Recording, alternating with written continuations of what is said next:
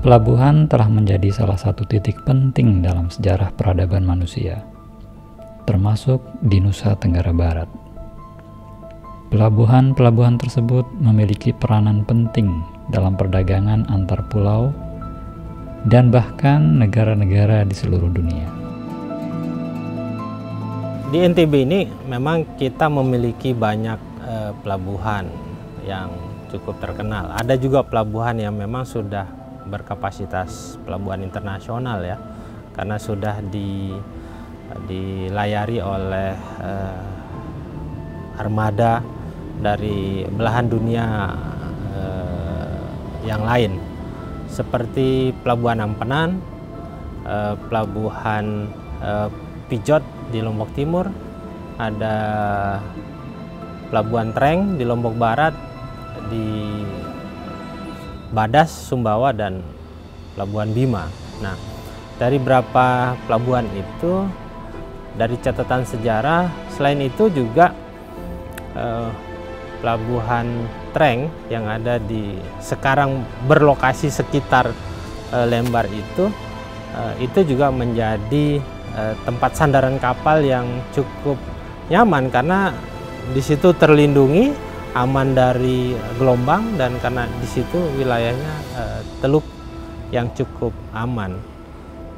Dan kita ke timur lagi ada Pelabuhan Pijot yang memang sekarang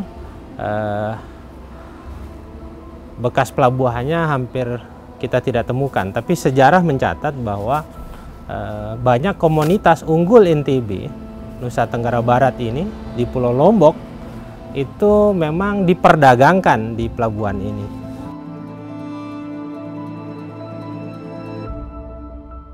Pelabuhan-pelabuhan tersebut memiliki peranan penting dalam perdagangan antar pulau dan bahkan negara-negara di seluruh dunia. Dokumen pelayaran mencatat bahwa pelabuhan di NTB kerap disinggahi armada laut bangsa-bangsa lain. Pelayaran perdana James Cook pada tahun 1700-an salah satunya juga melintasi pesisir selatan Nusa Tenggara.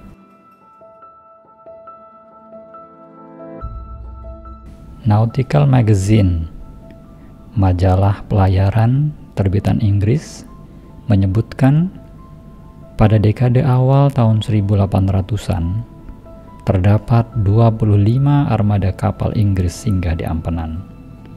Mereka melakukan aktivitas perdagangan. Salah satu komoditas yang diperdagangkan adalah beras. Mereka membawa beras ke pasar-pasar Australia, Mauritius, Singapura, dan bahkan Tiongkok. Kapal dari berbagai tempat di Nusantara juga membawa produk ke Kalimantan, Sulawesi, dan wilayah timur Indonesia lainnya. Pada kurun waktu yang hampir bersamaan, pelabuhan ini juga pernah disinggahi 17 kapal berkebangsaan Amerika, juga untuk tujuan berniaga.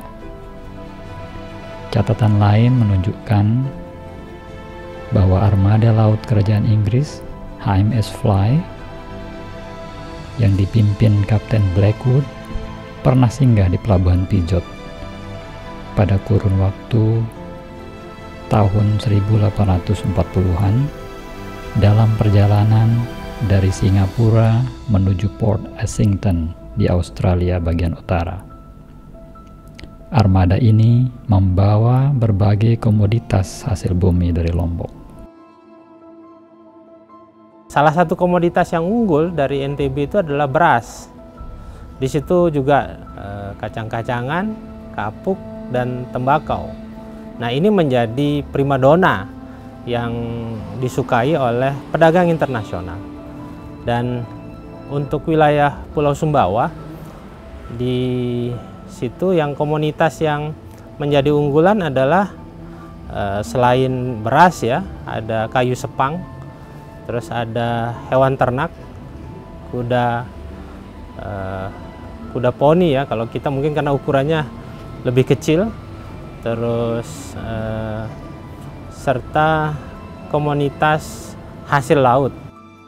Berdasarkan pengakuan saudagar Eropa yang membawa dagangan ke Sydney, Bourbon, Cina, dan negara-negara Eropa, menyatakan bahwa kualitas beras Lombok masih tetap baik meski melewati masa pelayaran dan penyimpanan di gudang dalam kurun waktu yang relatif lama.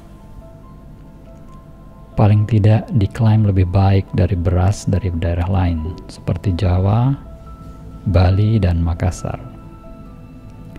Ciri unik lain adalah bentuk bulir beras Lombok yang lebih panjang dari biasanya. Seperti kita tahu, misalnya salah satu koleksi yang dimiliki masyarakat yang ada di Pulau Lombok ini, dan masyarakat adalah di Pulau Sumbawa, banyaknya kita temukan keramik yang bermotif Eropa. Seperti kami lakukan kemarin, kami lakukan asistensi di Jerowaru misalnya. Jerowaru dengan Pijot itu kan satu jalur ya. Kita menemukan banyak koleksi keramik dari Indonesia, dari timur, bangsa timur, yaitu Cina, Jepang, Korea, dan dari bangsa barat. Nah, ini menunjukkan bahwa sebenarnya relasi masyarakat dengan masyarakat internasional sudah terjadi dari zaman dulu. Dan ini salah satu potensi yang cukup kita bisa banggakan dan menjadi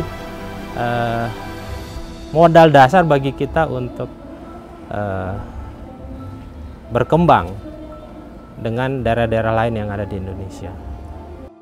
Bahkan jauh sebelum bangsa Eropa berdatangan di Nusa Tenggara, pada kurun waktu 1600-an, para pelaut Bugis dan Makassar telah berdiaspora dan membangun pemukiman yang tersebar di berbagai pulau di Nusantara, termasuk di Pulau Lombok dan Sumbawa. Nah, ini menunjukkan bahwa kita punya produktivitas yang unggul, dan kita memang memiliki etos kerja yang sudah teruji, sehingga untuk menjadi satu provinsi yang maju, dari bukti-bukti sejarah yang kita miliki, kita sangat mungkin untuk menjadi provinsi yang unggul seperti provinsi-provinsi lain yang ada di Indonesia.